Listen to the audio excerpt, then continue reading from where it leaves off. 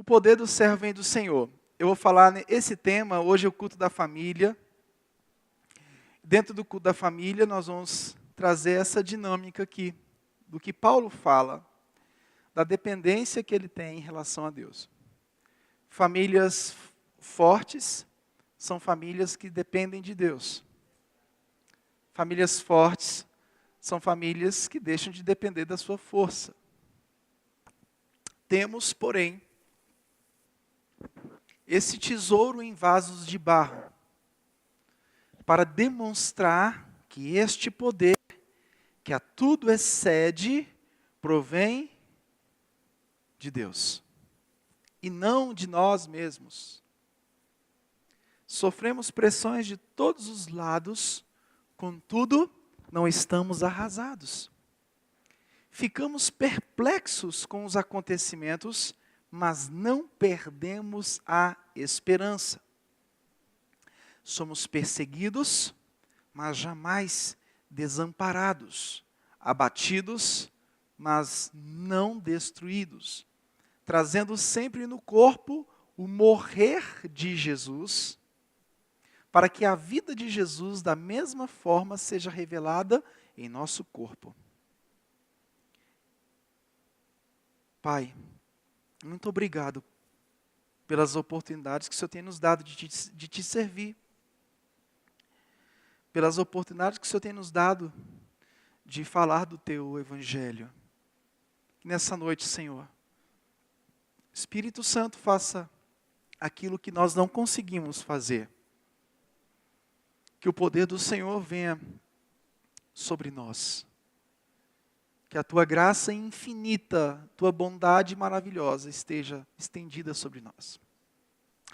Abençoa as famílias, os casais que aqui estão. Abençoa no nome de Jesus, papai. Nós te pedimos por aqueles que estão enfrentando lutas, dificuldades no casamento, na família. Senhor, no nome de Jesus Cristo. É o que nós oramos e agradecemos. Amém e amém. Pode se assentar.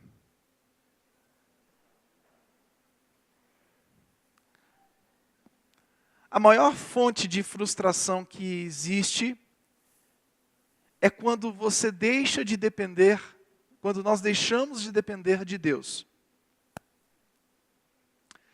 Nós somos vocacionados a depender de nós mesmos.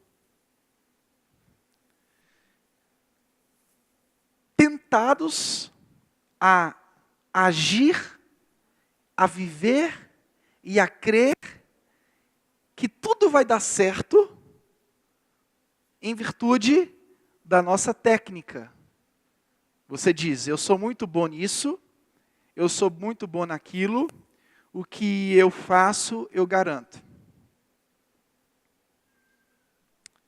E vem a frustração. É claro que você não pode espiritualizar tudo. Tem coisas que dependem de técnica, dependem de estudo. Nós fomos abrir a fundação, um ano para abrir, mais de 40 procedimentos foram feitos, legislação, uma série de coisas técnicas. Eu não estou querendo espiritualizar tudo, eu sou contra ficar espiritualizando tudo. Mas eu sou contra também deixar Deus de lado. Porque Deus é soberano em suas ações, mas Deus faz parte da nossa história diária, cotidiana. Eu creio num Deus soberano, mas eu creio num Deus pessoal, um Deus que ouve orações. Eu creio num Deus soberano, um Deus todo-poderoso, no seu infinito poder, mas eu creio num Deus que se relaciona com João, Pedro, Tiago, Paulo, José, seja quem for. Eu creio. E quando a nossa vida passa a girar em torno de Deus, Espírito Santo, Não são todas as portas que vão se abrir. É claro que tem portas que vão se fechar.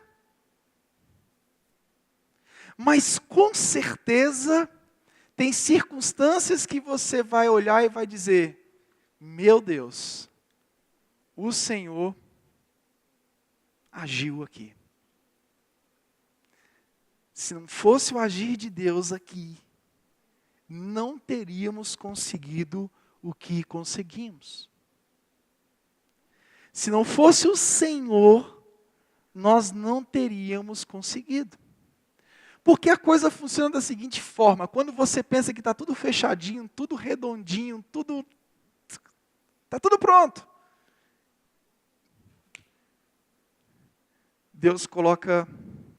Deus permite que alguns calos venham para que você fique mais humilde. Eu não estou aqui pregando a teologia da retribuição. O que eu quero dizer é que de Deus não se zomba. De Deus não se zomba. Ele não dá a glória dele para ninguém. Enquanto o corpo de Cristo não estiver rendido aos pés do Senhor, enquanto nós não estivermos rendidos aos pés dele, reconhecendo quem ele é, enquanto isso não acontece, nada feito. Porque ele não dá a glória dele para ninguém. Porque senão você vai achar que é o cara. Esse cara sou eu. Não é não. Não é não. Não é não. Esse texto de Paulo fala do poder do servo que vem do Senhor. Essa segunda epístola, ela é dividida da seguinte forma. Capítulo 1 ao capítulo 7, Paulo faz uma autodefesa do seu ministério.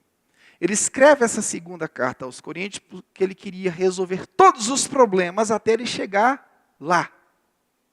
A primeira carta foi escrita, a segunda carta foi escrita, e a segunda carta foi escrita para sanar de uma vez por todas todos os problemas, para que quando ele chegasse lá em Corinto, não tivesse mais nenhuma pendência.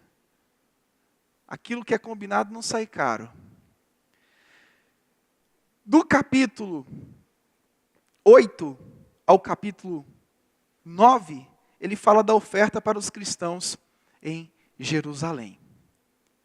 E quando a gente vê esse texto, a gente começa a identificar como a natureza humana é fraca.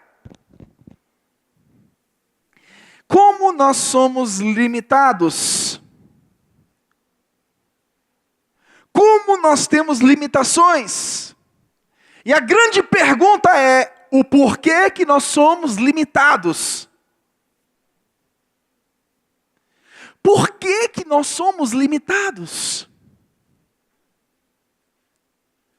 Nesse texto, Paulo vai explicar para mim e para você o porquê que nós somos limitados. Vamos lá? Em primeiro lugar, Paulo fala do tesouro em vaso de barro. Ele usa essa metáfora do tesouro. O tesouro não é guardado num recipiente belo. O tesouro geralmente é guardado num recipiente feio. Mais bonito é o tesouro do que o que envolve o tesouro. O tesouro é muito mais belo do que o que está onde ele está envolvido, guardado. Geralmente os tesouros, se você olha os filmes, o que envolve o tesouro é um negócio, um baú feio para danar. Quem assiste aqui Pica-Pau vai ver que...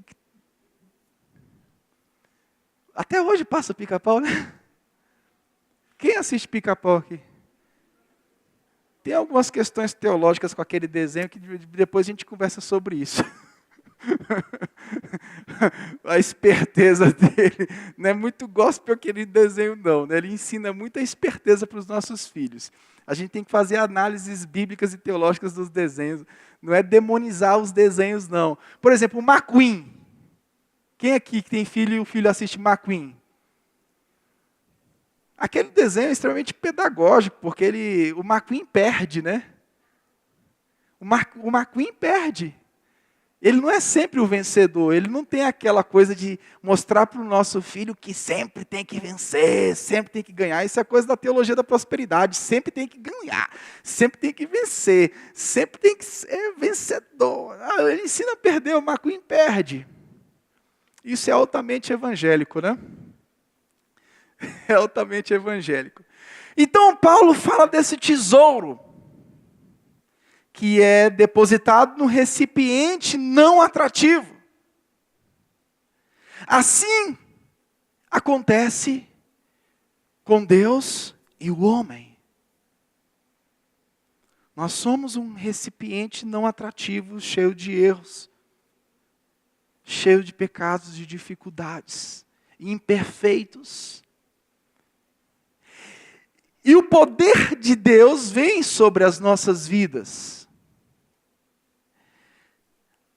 Tudo foi muito bem feito por Deus. Por que Deus fez tudo muito bem feito?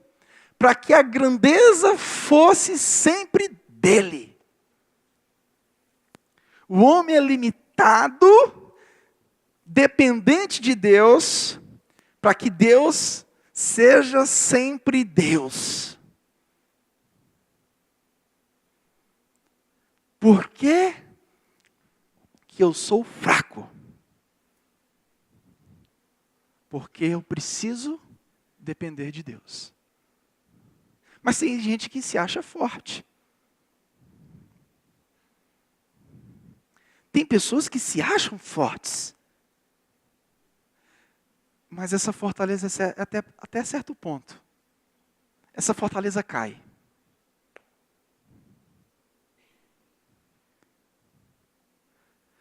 Os jovens, por exemplo, eles se acham fortes, destemidos. O pai orienta lá o adolescente, o pré-adolescente, não faça isso. E ele vai lá e... Por quê? Porque ele se acha o gostosão.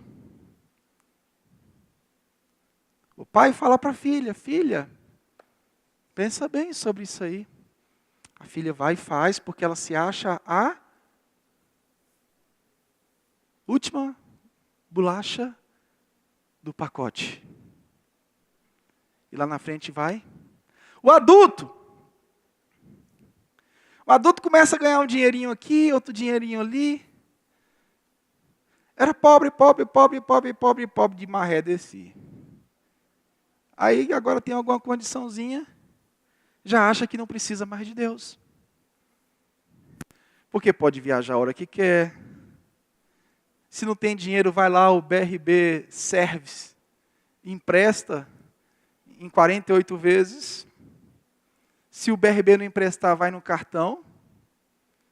Se não tiver cartão, vai no cheque especial. Se não tiver nada, renegocia todas as dívidas e faz só uma dívida e pega mais dinheiro.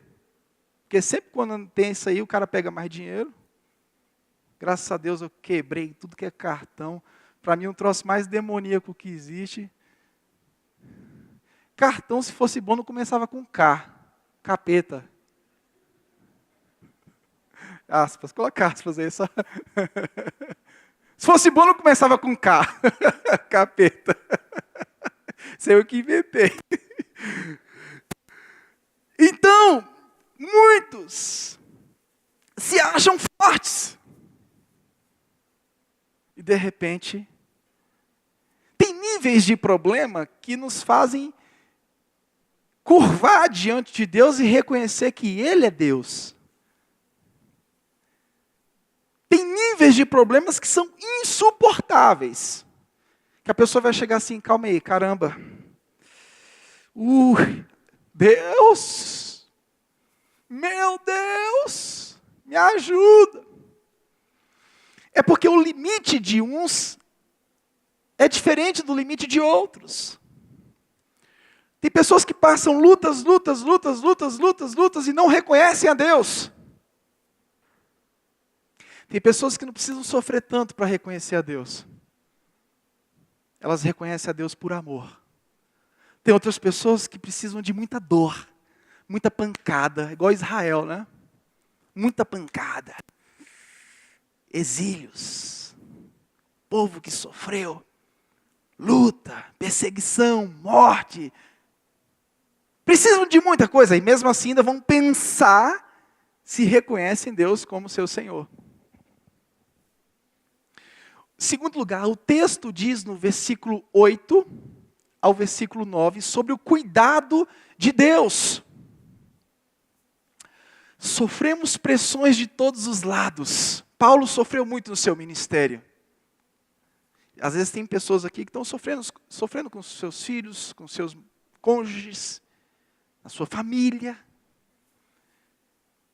Trabalho o dia inteiro levando tapa no pé da orelha do chefe, chega em casa, leva um tapa no pé da orelha da mulher ou do marido. Tapa no pé da orelha isso aqui, ó.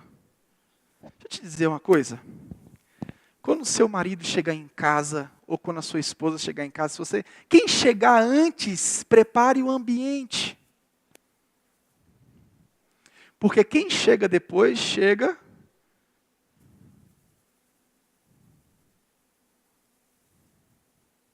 nervoso, doido para desabafar. Então, se você chega primeiro dentro de casa e já vem uma série de coisas no seu ouvido, o que é que vai acontecer? Intriga, confusão. Se chegou primeiro, faz um ambiente, prepara um café, passa ali no bolo do Flávio, compra um bolo. Porque ninguém mais faz bolo.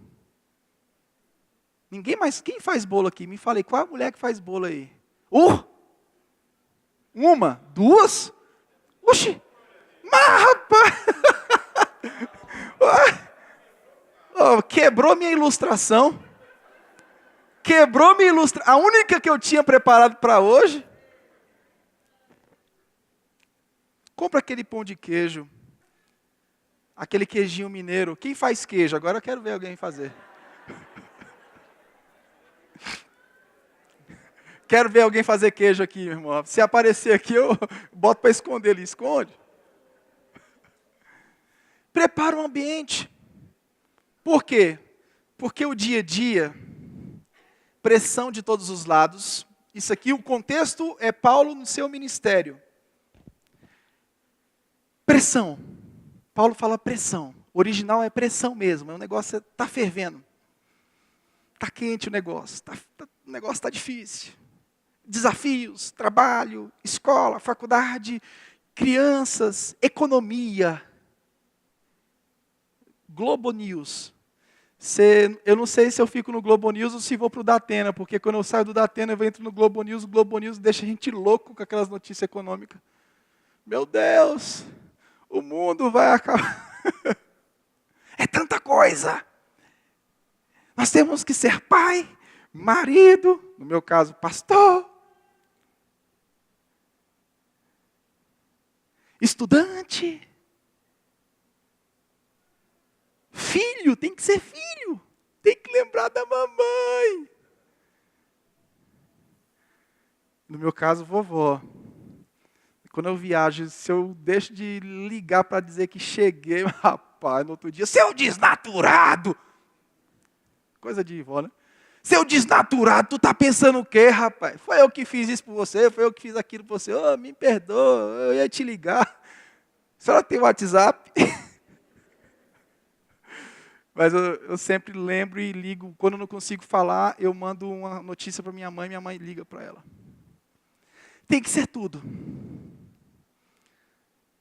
Os desafios são muitos. Desafio profissional. Você tem que crescer profissionalmente. Desafio universitário, desafio acadêmico, tem que crescer acadêmico. São muitos desafios. Desafio familiar, o maior deles. Você sai do seu emprego, sai do emprego com a cabeça quente, chega em casa, antes de entrar no elevador, desliga o botão, entra em casa e se prepara para o papai. Vai abraçar seus filhos, vai beijar, esquece um pouco, desfaz. Porque quem chega, quem está esperando, às vezes está esperando você. Poxa, quando chegar eu vou encher de problema. Você está sabendo que isso aconteceu assim? Que aquilo está assim? Que aquilo... Você diz, calma, deixa eu tirar o sapato pelo menos. Eu posso tirar meu sapato? Eu posso deitar no sofazinho um pouquinho? Daqui meia hora a gente começa a falar sobre isso. Ou então tem aquele que chega também e descarrega em quem está dentro de casa os problemas.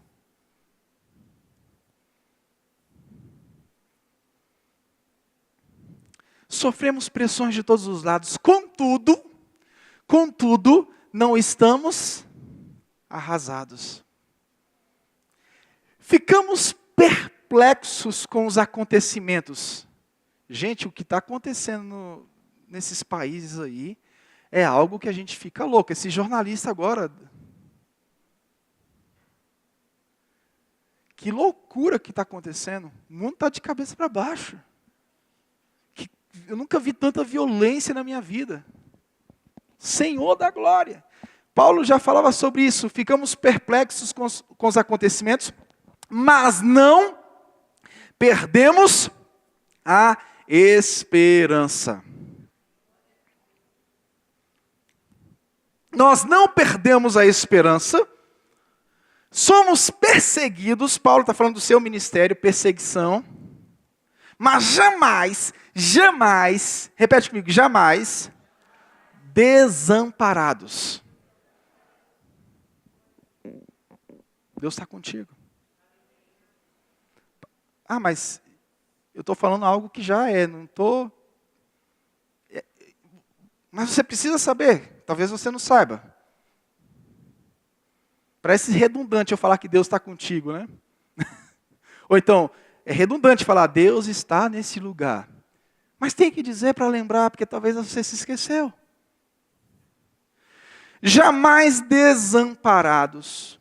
Somos perseguidos, jamais desamparados. Abatidos, mas não destruídos.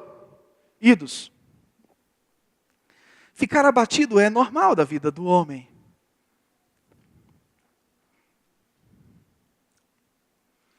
E quando a gente vai caminhando mesmo para os 40, a gente vai percebendo isso mais, né? Porque na juventude a gente não percebe isso.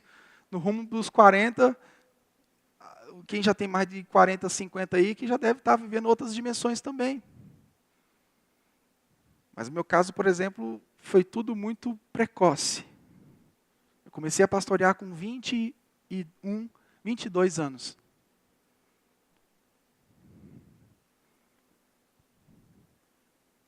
Eu fui igual aquela manga que você compra verde lá no Extra, aquela manga Palmer, desse tamanho, né? Quem gosta de manga Palmer aqui? Cara, é muito gostoso aquela manga Palmer, é delicioso aquilo, né? Assistindo o Jornal Nacional, comendo a manguinha, né? Bom demais. Pegou aquela manga Palmer verde, colocou dentro de uma sacola e deixou lá. 2 dias ela está madurinha. Meu caso foi esse. E agora eu me vejo na situação de depender mais e mais de Deus. Porque senão eu estou frito.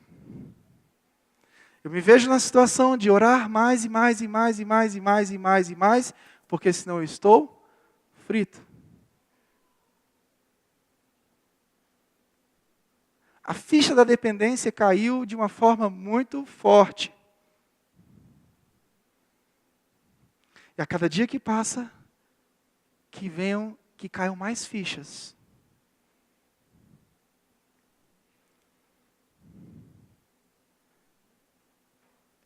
Que isso aconteça com todos nós.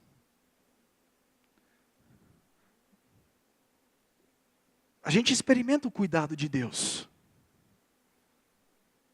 A gente depende de Deus, mas a gente experimenta o cuidado de Deus. O ministério cristão não é fácil, mas as dificuldades trazem glória a Deus, na medida em que Ele triunfa sobre elas. As dificuldades glorificam ao Senhor. A pergunta inicial foi: por que que eu enfrento tantas dificuldades? Porque as dificuldades glorificam a Deus. Porque na medida que eu enfrento dificuldades, a graça de Deus vem sobre a minha vida e me mostra que a solução está não em mim, mas no Senhor. A solução não está em mim, mas em Deus.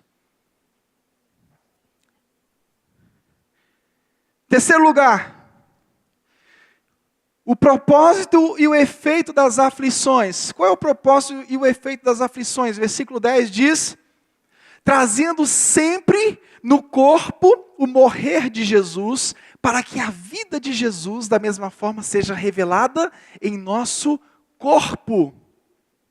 Para que a vida de Jesus seja revelada em nosso corpo. O sofrimento de Paulo os sofrimentos de Paulo eram evidências para todos de que ele não tinha força em si mesmo. O propósito da aflição é nos mostrar que nós não temos força em nós mesmos. E o efeito das aflições é realçar a glória de Deus. Porque a glória de Deus às vezes está apagada na sua vida, na minha vida, nas nossas vidas. Deus está muito apagadinho. A aflição reacende de novo Deus na sua vida. A aflição, o efeito da aflição é destacar Jesus novamente na sua caminhada. O efeito da aflição é colocar Jesus no lugar que ele nunca deveria ter saído, no centro da sua caminhada, da nossa caminhada. O sofrimento evidencia para todos e para nós mesmos de que a nossa força é limitada. A nossa força é limitada. Diga-se de passagem, o sofrimento de Paulo é o sofrimento de Jesus. Porque ele carrega no seu corpo as marcas de Cristo. O verdadeiro sofrimento para Paulo é o sofrimento de Jesus. Vou te dar um exemplo. Quando você nega a si mesmo e toma a sua cruz. É o que o Paulo está querendo dizer sobre isso. Quando você nega a si mesmo e toma a sua cruz e segue Jesus, isso é graça, mas isso é também sofredor. Você sofre com isso. Nós sofremos. Carregar as marcas de Cristo na nossa caminhada traz sofrimentos. Porque nós queremos fazer a nossa vontade. Nós queremos andar conforme a nossa carne. Nós queremos andar conforme o nosso entendimento. Nós queremos seguir mais os conselhos dos filósofos do que de Cristo. Porque os filósofos falam aquilo que a gente quer ouvir.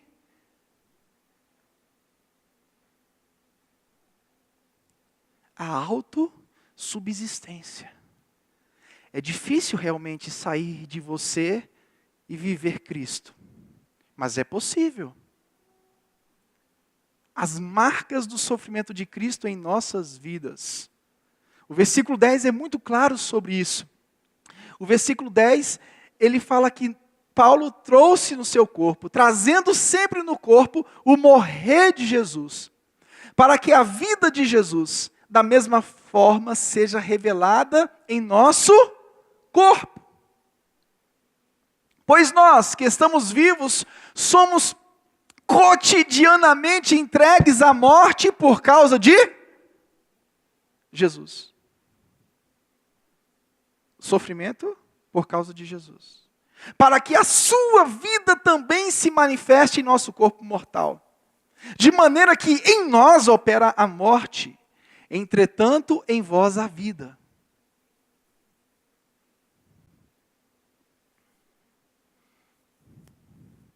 Família que carrega as marcas de Cristo, ela vai sofrer, mas ela vai vencer.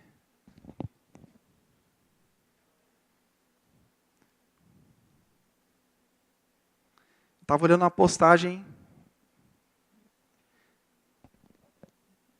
de um casal que não está afastado dos caminhos do Senhor, colegas meus de infância, e a postagem diz assim: o marido filma a esposa,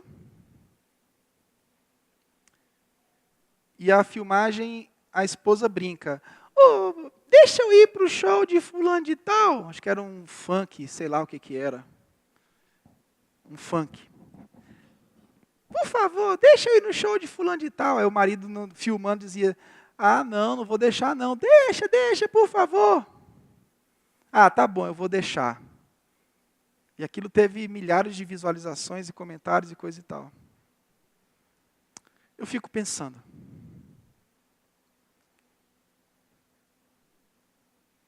como pode o marido ou a mulher conduzir um ao outro para o mundo? Como pode um marido se alegrar em tirar uma foto no boteco com a esposa, arrodeado de gente bêbado? Que fim vai dar isso? Onde vai chegar isso? Como pode uma pessoa se alegrar? Uma vez eu vi uma pessoa dizendo: "Eu não quero que meu marido vá para a igreja". Eu disse: "Por que você não quer que seu marido vá para a igreja?". "Não, porque eu não gosto. Eu quero ir para o forrobodó". Eu disse: "Caramba, bicho, esse cara está lascado. A não ser que Deus intervenha nessa mulher e salve essa mulher". O marido querendo ir para a igreja. Sempre ouvi mulher indo para a igreja e marido não querendo ir para a igreja. Agora, o negócio mudou. Agora é a mulher que quer ir para o mundo e o marido que quer ir para a igreja. Meu Deus! Onde vai parar a família desse jeito? Olha,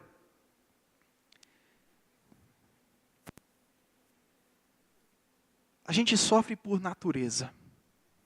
Tem sofrimentos que vão vir, vão alcançar as nossas vidas, independente da gente estar no mundo ou não, porque sofrimento vem para todo mundo. Mas guarde o que eu vou falar para você. Você pode evitar muitos sofrimentos se você for para o lugar certo. Se hoje eu estivesse no mundo, com certeza eu estaria vivendo amarguras e mais amarguras. Não deixei de passar por problemas comuns a todo mundo. Mas você pode evitar muita coisa. Família tem que ter sempre uma pessoa. Se não for a mulher, que seja o marido. Se não for o marido, seja a mulher. Tem que ter uma pessoa que seja coluna de oração. Você vai, às vezes, você vai esmorecer, porque não é fácil.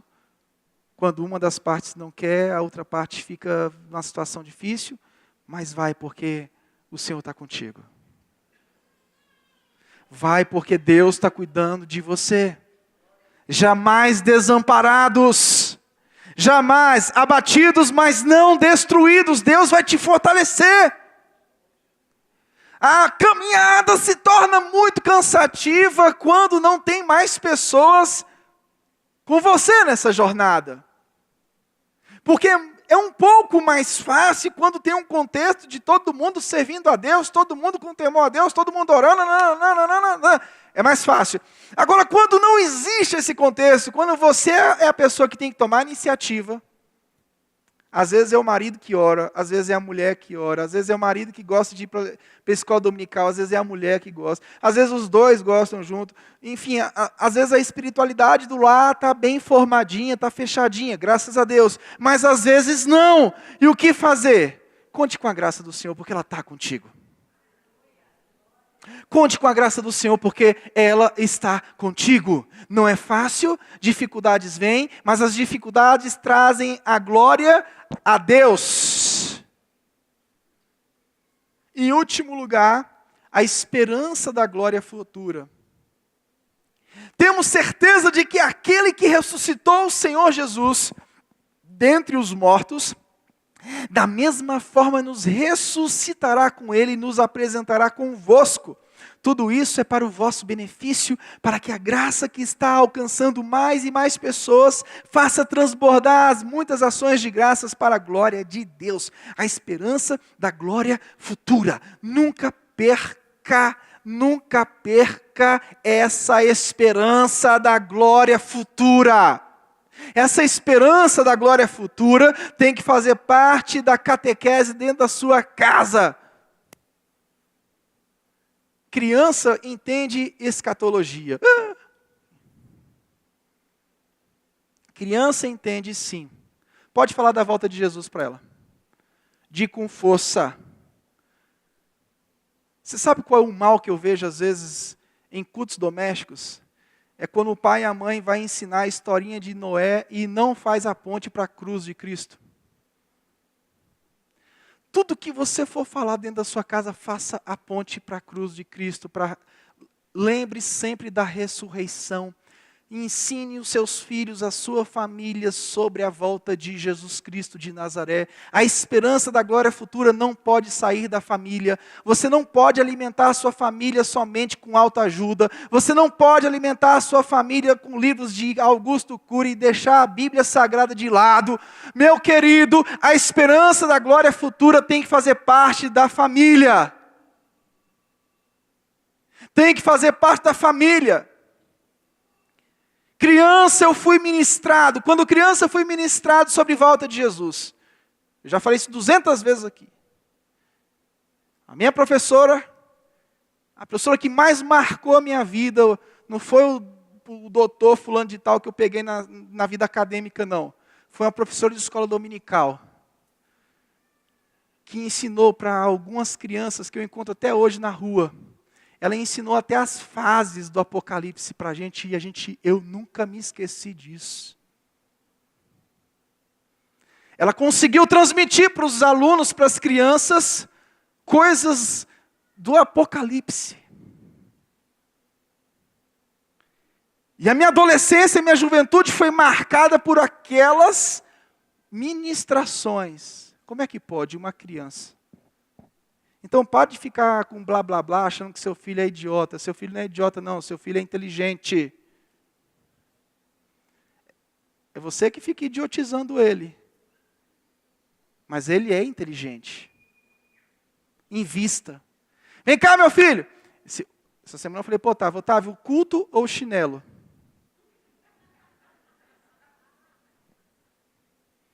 Se eu não fizer isso, a polícia vai fazer isso com ele. Eu quero assistir o Patati e Patatá. Pega os bonequinhos e bota aqui, vamos fazer o culto com o Patati e Patatá. Não é autoritarismo, não. Se eu não fizer isso, o mundo vai fazer isso com ele. Ele teve que escolher essa semana, ou o culto ou a chinelada. Não, papai, é o culto.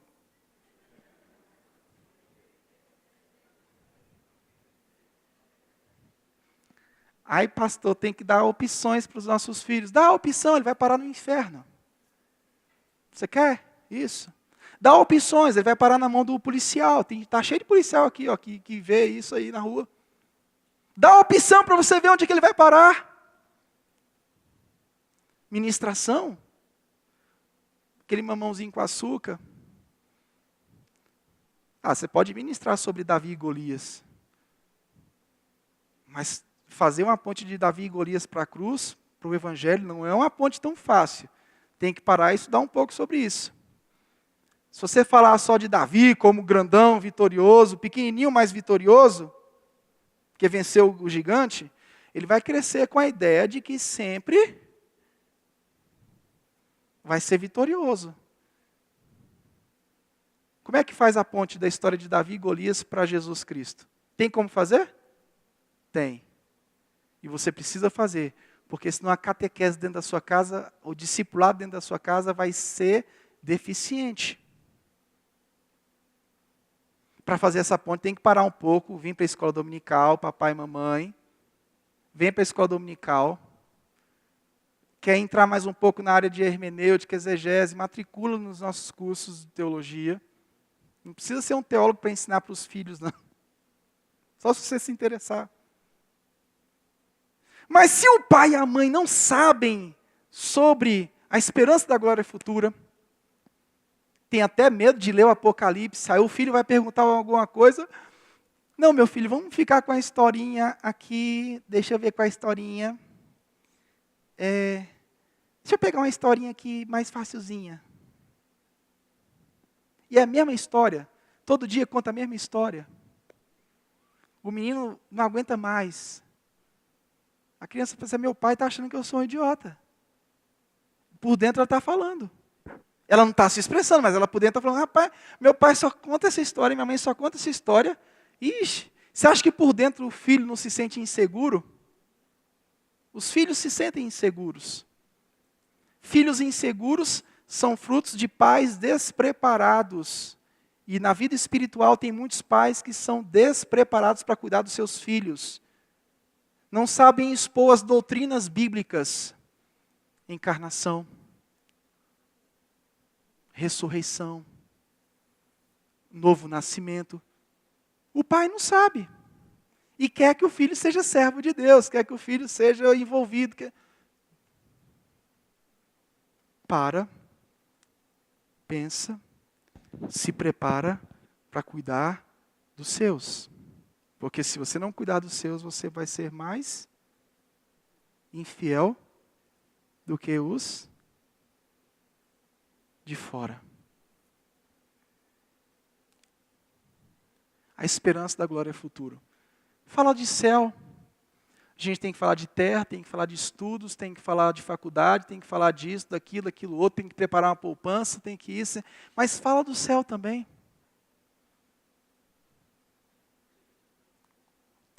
Há tempo para tudo.